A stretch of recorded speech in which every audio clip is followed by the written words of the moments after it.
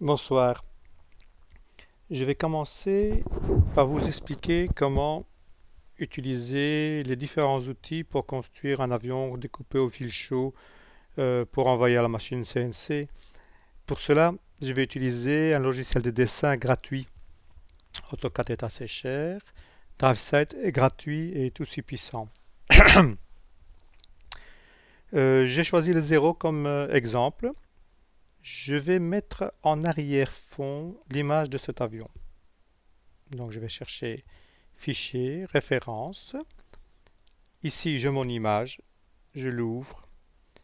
Il me demande de spécifier à l'écran. Je peux taper l'échelle 1, mais je vais spécifier à l'écran. Voilà. Comme ça, cette image n'a pas d'échelle. Je vais d'abord enregistrer, donc directement. Oups. On va aller le mettre. J'avais ouvert un document ici. Hop. 0. Je vais donner 1,2 m. Parce que j'ai ce moteur-là. Hein. 0. 1,2 m. Et pourquoi est-ce que je tape 1,2 m? Parce qu'après, on peut mettre à l'échelle à laquelle nous voulons travailler, chacun pour son plaisir. Voilà, enregistrer. Mais ici, je n'ai pas d'échelle, je n'ai pas de mesure. Je vais mettre mon dessin à l'échelle.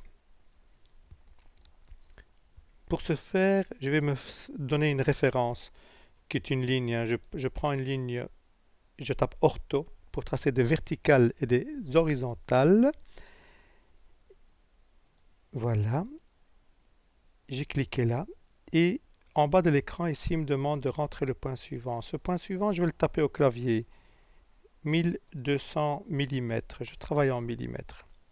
Donc nous voyons ici que j'ai une ligne de 1200 mm. Ensuite, je vais utiliser la commande aligner. Cette commande aligner va nous permettre d'aligner les objets. Ici en bas de l'écran, aligner. Je tape Enter. Il me demande de spécifier les entités. Je sélectionne mon image de fond qui s'appelle une image raster. Je spécifie le premier point source. Donc ça va être le bout de mon aile puisque je vais me fixer une envergure d'1,2 m. J'enlève l'ortho, ça sera plus facile. Voilà. Hop, ça s'accroche. Je vais expliquer après comment cela se fait que ça s'accroche. Les dessinateurs professionnels doivent se marrer, mais je ne sais pas à quel public j'ai affaire. Je prends le deuxième point que je vais aligner sur l'extrémité de ma ligne. Il y a un outil qui s'appelle des outils d'accrochage. C'est une espèce d'aimantation qui attire le point directement sur des autres points bien particuliers qu'on peut définir. Donc j'ai donné les deux points. Il me demande ici en bas de l'écran de spécifier un troisième point. Je n'ai pas besoin, donc je fais Enter. Et la question dans le bas de l'écran ici à gauche, est-ce que je mets à l'échelle, oui ou non? Je tape oui pour taper à l'échelle, Enter. Donc théoriquement, si je ne me suis pas trompé, mon 0 est représenté avec une échelle avec une taille de 1,20 m. Nous allons vérifier ça directement. Ne vous inquiétez pas, il y avoir des couleurs après, une chose à la fois. Première vérification. Je pointe l'autre extrémité de ma ligne et on va vérifier si je ne me suis pas planté. 1200 mm, c'est parfait. Ça, c'est un premier point. Je vais supprimer cette cote, j'en ai pas besoin. Deuxième point, c'est l'horizontalité de mes références. J'ai des demi-couples qui sont dessinés ici, mais je ne suis pas sûr de leur horizontalité. Mes références, donc ça va être une de mes principales références ici. Donc je vais prendre une ligne que je vais tracer avec la commande ortho. Donc ma ligne va être bien horizontale pour le dessin. Donc, et vous allez comprendre pourquoi. Enfin, je le trace à l'arrière parce que sinon, ma ligne risque d'être masquée partiellement par mon raster ici, lorsque je vais le sélectionner. Voilà, je fais Enter. Ma ligne est terminée.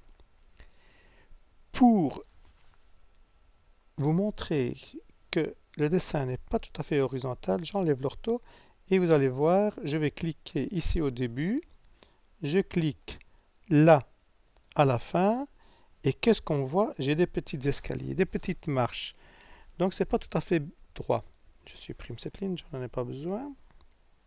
Je sélectionne et j'appuie sur le bouton supprimer, delete sur mon clavier. Donc je mets ma ligne horizontale ici. Je retape la commande aligner ici en bas. Enfin, je dis ici en bas, mais quand on tape quelque chose au clavier, ça va s'écrire en bas sans qu'on doive le spécifier. Donc il me demande de sélectionner mon entité. Je sélectionne mon image raster, mon image de fond donc. Je tape Enter.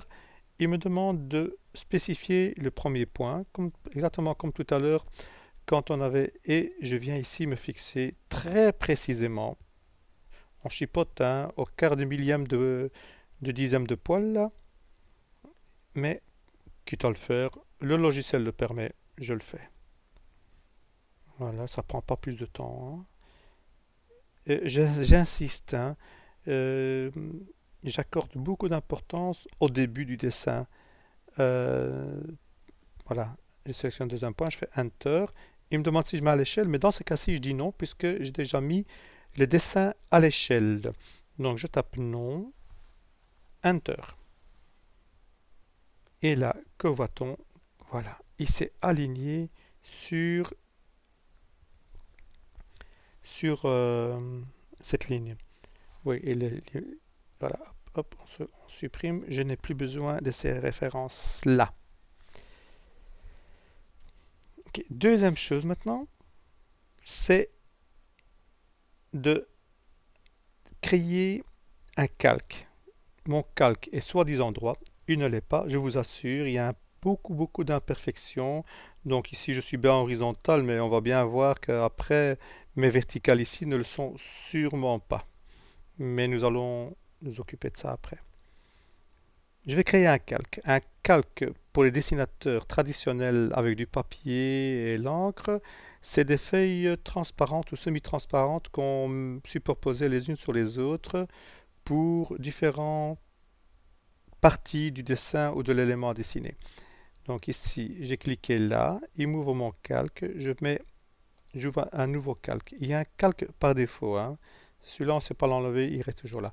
Et là, je vais taper raster parce que mon dessin de fond, j'appelle raster, pour moi c'est plus facile. Et je vais lui donner une couleur assez claire. Cette couleur claire va me permettre de ne pas être dérangé par l'environnement. Tant que j'y suis, je vais créer un autre calque que je vais appeler cotation. Cotation. Et lui, j'aime le rouge. Le rouge, cotation. Encore un autre calque, et ça c'est les traits de construction. Traits, je fais pas de faute d'orthographe j'espère, de construction. Évitez les abréviations TDC et des trucs comme ça apporte la confusion. Je choisis Cyan. Chacun choisit les couleurs qu'il veut et c'est des éléments qui peuvent être modifiés par la suite. Voilà, je fais OK et je vais directement, et je vais m'arrêter là, tracer quelques axes. Des axes de construction. Je remets en orthogonal ici, dans le bas de l'écran. Je choisis mon calque trait de construction et je vais commencer à tracer les axes. Vous voyez, hein, ils se sont mis directement dans la bonne couleur. Les axes pour tous mes couples, euh, c'est très bien, mais on voit bien qu'ils ne sont pas bien verticaux. Ouais, ça dévie ici un peu, hein. Mais ça, c'est pas un problème, hein. Nous allons nous référer et nous allons redresser tout ça.